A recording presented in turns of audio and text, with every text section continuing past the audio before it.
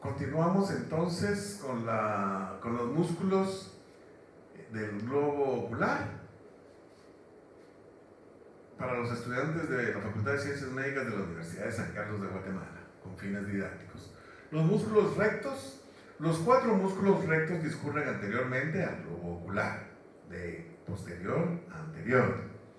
Se originan en un manguito fibroso, aquí podemos observar el manguito fibroso, el anillo tendinoso común, así se denomina donde se originan los músculos, que rodea al conducto óptico. Aquí está el conducto óptico y además una parte de la fisura orbitaria superior, en el vértice de la órbita, profundamente en el vértice de la órbita.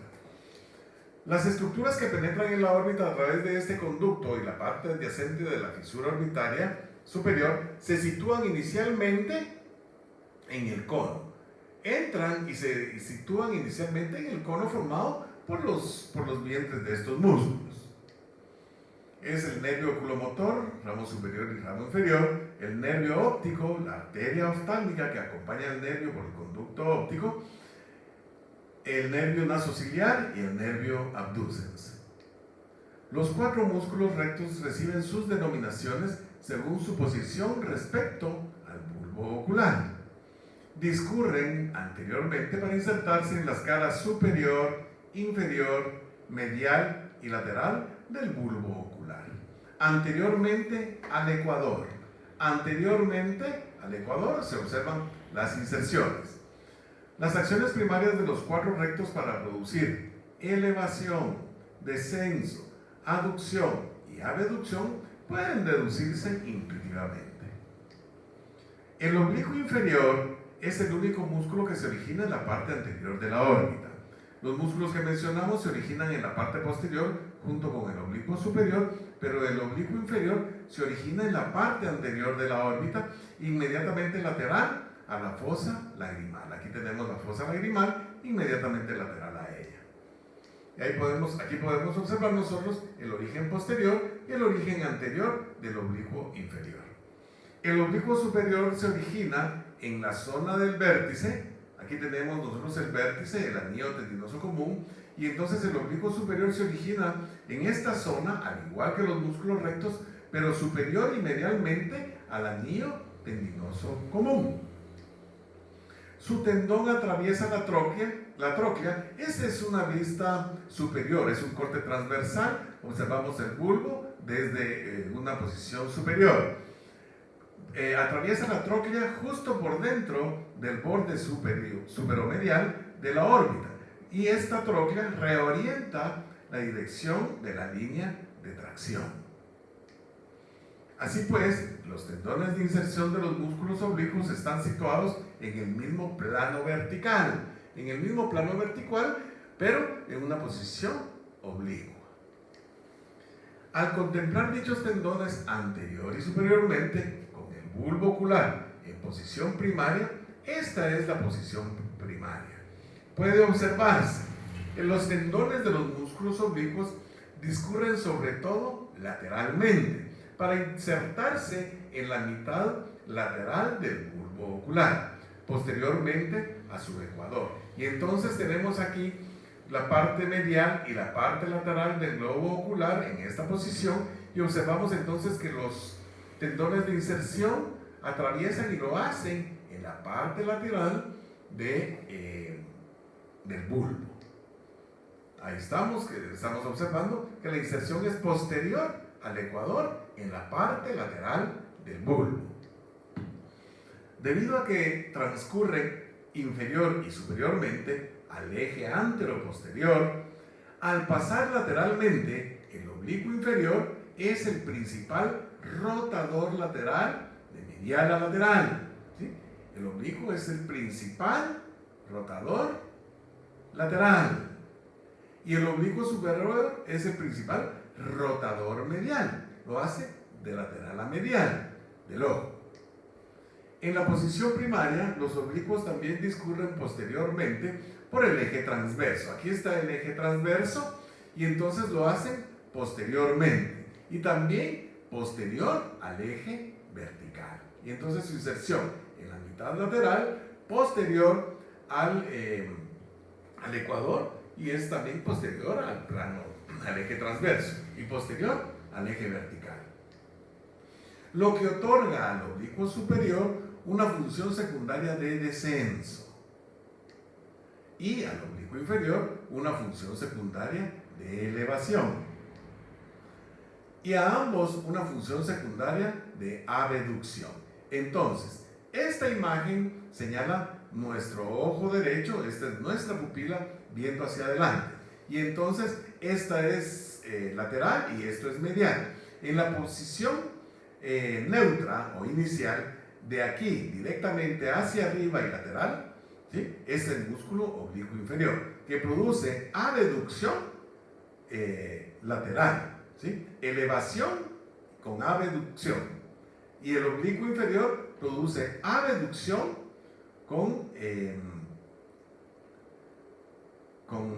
descenso, ¿verdad? El recto lateral, ¿sí?, también produce abducción lateral. El recto medial, aducción. El recto superior, aducción y elevación. Y el recto inferior, aducción y descenso. Aquí en grande entonces tenemos el esquema que ustedes lo tienen que investigar, como que estudiar, y tienen que imaginarse que esta es su pupila y está orientada hacia el frente. Y entonces el oblicuo inferior eleva y abduce. El recto lateral la desplaza lateralmente, que es la abducción. El oblicuo superior desciende y abduce. El recto medial produce abducción. El recto inferior, descenso y aducción. Y el recto superior, elevación y aducción. Y aducción. Diversos factores dificultan la comprensión de las acciones de los músculos oblicuos y de las acciones secundarias de los músculos recto superior e inferior. El vértice de la órbita está situado medialmente a ella. Esta es la órbita y entonces el vértice podemos observar que es medial en la órbita. De modo que el eje de la órbita no coincide, miren, este es el eje de la órbita, no coincide con el eje óptico. Aquí podemos observar los dos ejes ópticos o de la mirada y los dos ejes de cada órbita. Cuando el ojo se halla en la posición primaria, el recto superior y el recto inferior también abordan al globo ocular desde su lado medial. Se extienden posterior y medialmente hacia anterior y lateralmente. Y su línea de tracción pasa medialmente al eje vertical. Entonces, aquí está el eje vertical, su línea de tracción es medial en los dos músculos. Ello otorga a ambos músculos una segunda acción, la aducción. Aducción, aducción.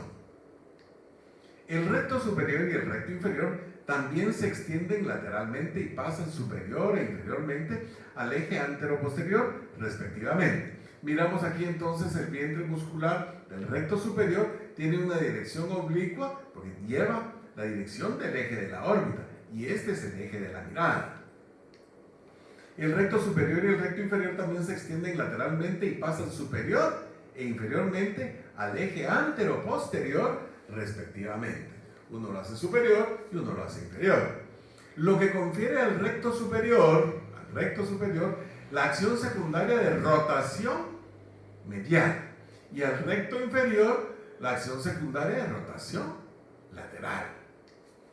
Si la mirada se dirige primero lateralmente, de la posición inicial primero lateralmente, esto es abducción por el recto lateral, de modo que la línea visual coincida con los planos del recto inferior y el recto superior, quiere decir que ahí sí están la pupila en la misma dirección del eje de la órbita, igual que los vientres del recto inferior y del recto superior.